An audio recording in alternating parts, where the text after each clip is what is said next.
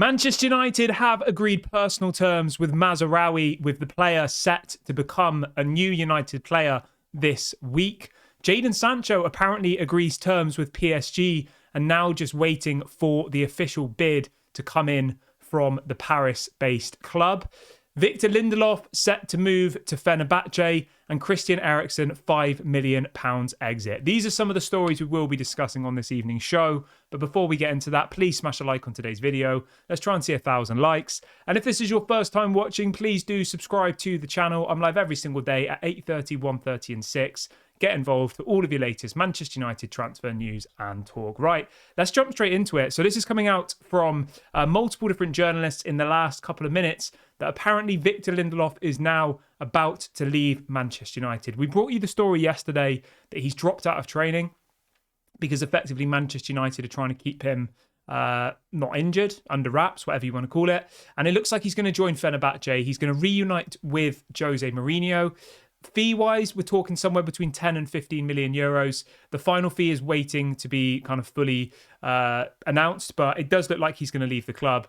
And yeah, I wish Lindelof all the best. I think at the age of 30, with 1 year left on his deal, selling him now makes the most sense, because if we don't sell him now, he's going to leave in 6 months for free. Obviously, you can sign a pre-contract agreement in the January before your contract ends. So Manchester United have only this window really to get any money for him. If they don't sell him now, he'll just wait until the contract ends. So yeah, Victor Lindelof off to Fenerbahce. Obviously, this now means that we should be able to put in new bids for De Ligt or Jared Branthwaite, which is really, really positive. So I'm excited and happy to see how that proceeds. The next story I've got for you is on Jadon Sancho. And the question I've got for you today, I always like to do one question per show, is this: how much is Jadon Sancho worth? Let me know in the comment section right now.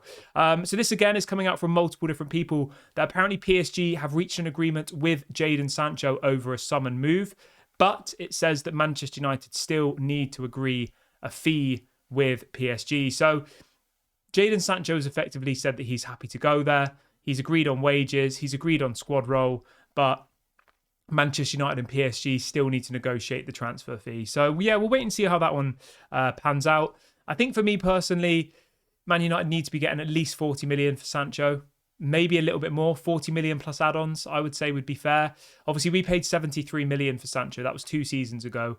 We're never going to get anywhere near that amount of money back, obviously, considering the situation that happened and considering that his stock price has gone down since that point. So if we could recoup 40 million plus maybe 10 or 15 million in add-ons, I would be somewhat happy with that. And obviously, you'd also be removing somebody from the squad who's on massive wages. 250k a week Jadon Sancho earns, which is over 10 million a season in wages. So yeah, no problem with that. And I hope that Manchester United push this deal through. But moving on from there, I want to jump straight on over to Matias de Ligt, because we have had an update from Fabrizio Romano in the last couple of minutes. And he is reporting that Matias de Ligt is a strong target for Manchester United. He says that Bayern Munich are still demanding £42 million. Apparently, Manchester United are happy to pay £38 million. That's the max fee that they will pay. 42 million is what Bayern Munich are asking for. Manchester United want to pay 38, but apparently the Bayern Munich deal is 42 million guaranteed plus add-ons. So there's quite a big gap in valuation at the moment, whereas Man United want to pay 38 including add-ons. So it might be 30 plus maybe 8 in add-ons. So there's quite a big gap at the moment.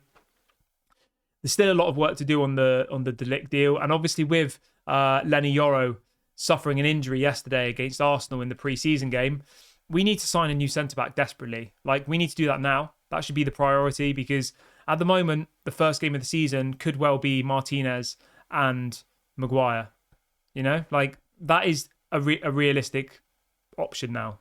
Maguire and Martinez will start our first game of the season. And I know it's not the end of the world, but like, what happens if Maguire gets injured or Martinez gets injured? Then you're literally going to be left with Johnny Evans and I don't even know. Like, obviously, Willy Camboir's gone. So we only have Johnny Evans, Maguire, Martinez, and Lenny Yoro is injured. So we've only got 3 centre-backs now, and the season hasn't even started. So yeah, we definitely need to get that sorted. But jumping over to Mazraoui, this is breaking from Fabrizio. It's breaking from multiple different people that apparently Manchester United have now reached an agreement with Mazraoui on personal terms for him to become a new Manchester United player. Some journalists are saying that apparently Manchester United have agreed a deal with Bayern Munich as well, but Fabrizio hasn't said that yet, so let's kind of hold our breath on that one. But Mazraoui has effectively said he wants to join Manchester United. He will wait for Manchester United. But the deal now rides on Wan-Bissaka leaving the club. So Wan-Bissaka is obviously in talks with West Ham. Apparently West Ham have agreed a fee with Manchester United, but Aaron Wan-Bissaka still has to agree to go to West Ham. He's got to agree personal terms. There's still quite a lot of work left to do on that deal. So the headline is that West Ham have now reached an agreement with Manchester United to sign Aaron Wan-Bissaka. Only the players' agreement is missing, and West Ham's salary offer should convince him to join. So Wan-Bissaka to West Ham, I'd say, is probably 80-90% of the way there. And then that will then allow us to go and get Mazraoui, which I'm quite happy about. I'm quite excited about. Obviously, Wan-Bissaka has his strong points, but he's also got his weak points. He's not very good going forward. And with only 1 year left on his contract and no new contract on the horizon, Man United don't want to give Wan-Bissaka a new contract. Getting rid of him now makes the most sense. Apparently, we're going to get somewhere between 15 and 20 million pounds, which I think is decent. It's okay. And then we can obviously go and spend that money on Mazraoui. So it's an interesting replacement. It's going from one right back to another. But overall, I'm relatively happy with it, and obviously Mazraoui's versatility will be absolutely amazing for Manchester United. The fact he can play left back, right back, and at CDM will be really, really helpful in the next season, especially if we have more injuries like we're going to have inevitably. I want to bring you a little bit of an update as well on Lenny Yoro. So this is coming out from Paul Hurst, who is a very reliable journalist in the UK, and he is reporting that Erik ten Hag left the Sophie Stadium last night concerned that Lenny Yoro will be out for a considerable amount of time because of the muscle injury that he suffered in the match. So it's a muscular injury, apparently. It goes on to say that Rasmus Højlund is a doubt for Manchester United's pre-season tour game against Real Betis on Wednesday. That's no problem. But he says Lenny Yoro's injury appears to be a lot more serious than Højlund. So it could be a lengthy spell out on the sidelines for Lenny Yoro. I mean, the luck is so bad, isn't it? Second pre-season game and Lenny Yoro gets injured. Like, before he came to Manchester United, and I don't know why this happens, I don't think we can just blame, Manchester United for this. Before he joined Manchester United, Lenny Yoro had missed one game through injury in his whole career. Literally, one game.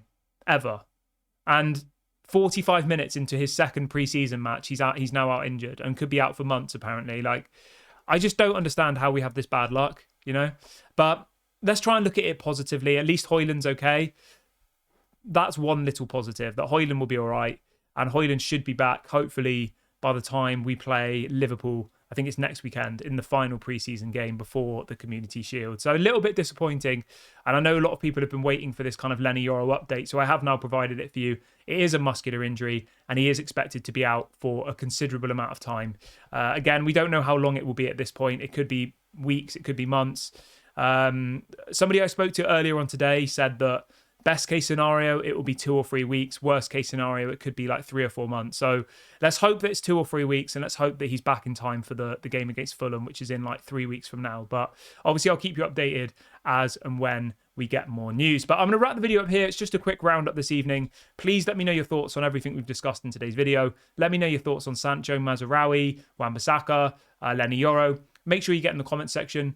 This has been Daily Red Devil. Don't forget to leave a like on the video before you go. Subscribe to the channel if you're new. I'll be back at 8:30 tomorrow morning for a longer live video. Thank you very much for watching, and speak to you all on the next one. Bye for now.